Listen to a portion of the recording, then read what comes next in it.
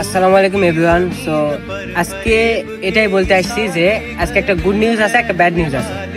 Good news হচ্ছে মেহেদি চাকরি পাইছে, আর ব্যাড নিউজ হচ্ছে মেহেদি এরপর থেকে আমার ভিডিওতে আর থাকবে না।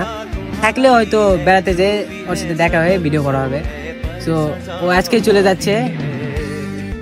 অনেকদিন আমার সাথে ভিডিও করছে, অনেক খারাপ লাগতেছে। This is my best friend. এখন করার তো কিছু নাই, বাস্তবতা এটাই।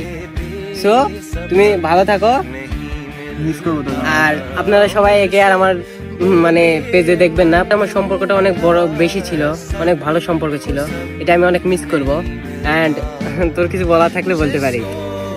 আসলে গাইস, ওর সাথে হয়তো আমার সম্পর্কটা খুব বেশি দিনের না হলে ওর সাথে আমার সম্পর্কটা অনেক গভীর। ও আমার অনেক কাছের একটা বন্ধু, অনেক প্রিয় একটা মানুষ। আসলে জাস্ট ওকে ছাড়া যে এখন থাকতে হবে। ও আমার কাছে বেস্ট ফ্রেন্ড, ভাইয়ের মতো, রক্তের সম্পর্ক ছাড়া ভাই হবে না কেন। আমি হচ্ছে একদিন পরীক্ষা দিতে আসতে পারতেছি না, অনেক লেট। তো আমি অনেক কষ্টে পরীক্ষা দিতে আসছি, আসে আধা ঘন্টা হয়ে গেছে, পরীক্ষা শুরু হয়ে গেছে। তো আমি দেখি ওর নিচে আমার জন্য দাঁড়িয়ে আছে।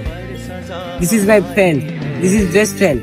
বেস্ট ফ্রেন্ড এটাকে বলে, খারাপ সময় পাশে থাকবে, ভালো সময় না থাকলে সমস্যা নেই, কিন্তু খারাপ সময় যে পাশে থাকবে সেই বেস্ট ফ্রেন্ড।